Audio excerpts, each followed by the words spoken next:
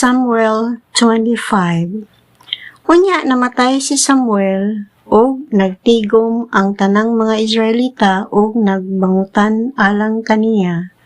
Gilubong nila siya didto sa iyang puloy-anan sa Rama. Unya miadto si David sa kamingawan sa Paran. Didto may tawo nga taga-Maon nga may negosyo sa Carmel. Dato siya kaayo ug aduna siya 3,000 ka karnero ug 1,000 ka kanding. Nining higayuna nanupi siya sa iyang mga karnero didto sa Carmel. Sinabal ang iyang ngalan ug ang iyang asawa mao si Abigail, usa ka babaye nga mas sinabuton ug maanyag. Apan sinabal bastos ug daotag batasan. Kaliwat siya ni Caleb. Samtang didto si David sa kamingawan nakabalita siya nga sinabal nanupi sa iyang mga karnero. Busa nagsugo si David ug napulo ka batan-on ug giingnan niya sila. Ngadto kamo sa Carmel ug inga sinabal nga nangumusta si David kanimo.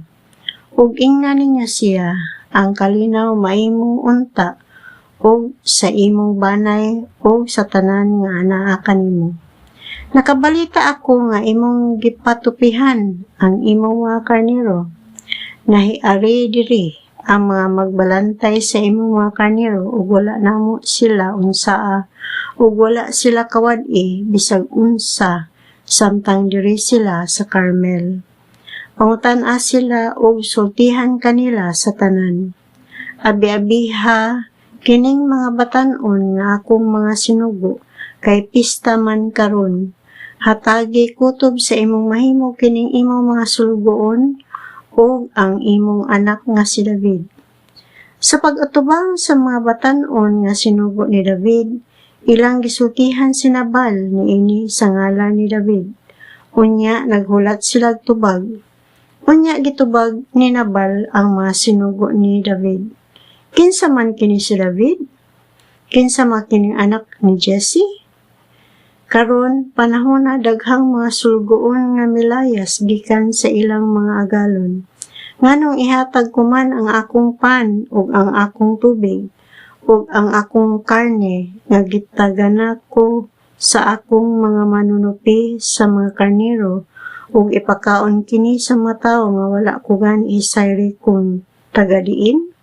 Busa na mauli ang mga sinugo ni David ug isuginla nila si David niining tanan. Ug miingon si David sa iyang mga sakop, andama ang inyong mga espada. Busa ang tagsatag sa kanila nagkuha sa iyang espada, ingon man si David. Mga 400 katawo ang mikuyog kang David samtang nagpabilin ang 200 katawo aron pagbantay sa ilang kasangkapan. Apan usa sa mapatan-on ang mibalita kang Abigail, ang asawa ni Nabal. Si David nagsugog mga tawo gikan sa kamingawan aron pangumusta sa among agalon. Apan iya hinuon silang giinsulto.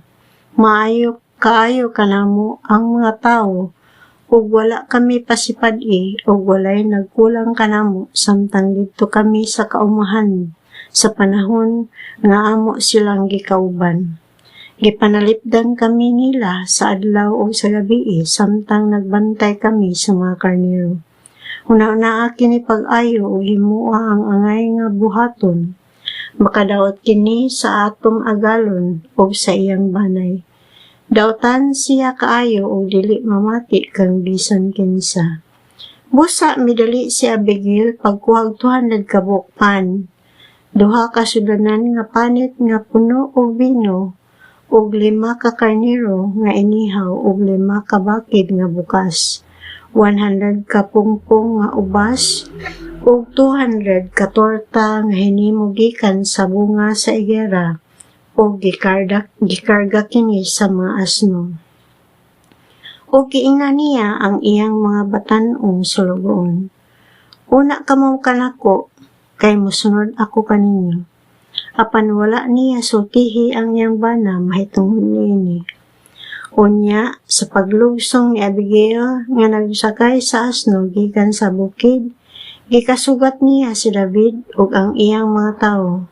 Nakaingon si David sa iyang kaugalingon, "Anugon lang ang akong pagbantay sa kabtangan ni Nabal didto sa kamingawan nga tungod niini wala siya kawad-i bisag unsa apan gibaslan niya akong daotan.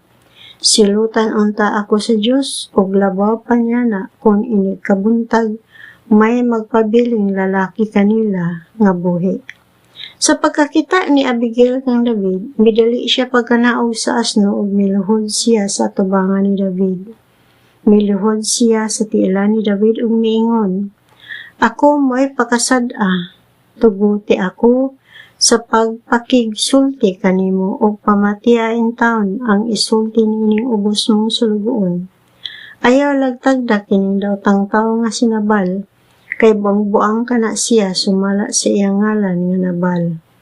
Apan wala ako makakita sa mga batan-on nga imong gisugo, busa ipanumpa ko kanimo sa ngalan sa buhi nga Ginoo, nga silutan gayud ang tanan nga kaaway nga buot mo pasipala kanimo ingon man si Nabal. Ani ay mga gasa nga akong gidala, ihatag kini sa imong mga sakop. Pasayloain taon kining imong sulugoon sa bisan unsang sayop nga iyang nahimo. Ang Ginoo maghimo kanimong hari ug ingon man sa imong mga kaliwat, kay nakigubat man ikaw alang kaniya, ug walay daotan nga modangat kanimo, samtang buhi ka pa. Kung may makigbatok ug maninguha sa pagpatay kanimo, panalipdan ka gayud sa Ginoo nga imong Dios, apan isalikway sa Ginoo sama sa bato nga gilambuyog ang imong kaaway. Unya, kung matuman na ang tanang maayo nga gisaad sa Ginoo kanimo ug mahimo ka ng hari sa Israel, wala ka unyay kagul-an o basulan, kay wala ka man magpatay sa wala lamay hinungdan, aron ikaw makapanimalos. Unya, kung panalanginan ka na sa Ginoo hinumdumi kining imong ulipon." Unya si David miingon kang Abigail, "Dalaygon ang Ginoo, ang Diyos sa Israel nga nagpadala kanimo, nganhi kanako nining adlaw aron pagpakita kanako. Dalaygon ang imong gibuhat ug bulahan ka, kay ikaw may nakapugong kanako sa pagpatay ug sa pagpanimalos. Kay ipanumpa ko sa ngalan sa buhing Diyos sa Israel, nga nagpugong kanako sa pagpasipala kanimo, nga kun wala ka pa modali pag-anhi aron sa pagpakikita kanako, ug maunta sa buntag hutdon ko pagpamatay si Nabal ug ang tanan niyang sakop." Unya gidawat ni David ang gigasa ni Abigail kaniya ug giingnan niya si Abigail, "Pauli sa inyo nga malinawon ug matuman ang imong gipangayo." Unya, sa paghiuli ni Abigail, nakaplaga niya si Nabal nga nagbangkitig dako nga buhaton lamang sa usa ka hari. Nagmalipayon siya pag-ayo og labihang hubuga, ug tungod niini nagpakahilom lamang si Abigail hangtod sa pagkasunod adlaw. Sa pagkabuntag, sa gihuwasan na sa kahubog si Nabal, gisultihan siya ni Abigail sa tanan ug giatake siya sa kasing-kasing og mitikig. Unya, napulo ka adlaw sukad niadtong higayuna, gikastigo sa Ginoo si Nabal ug namatay si Nabal.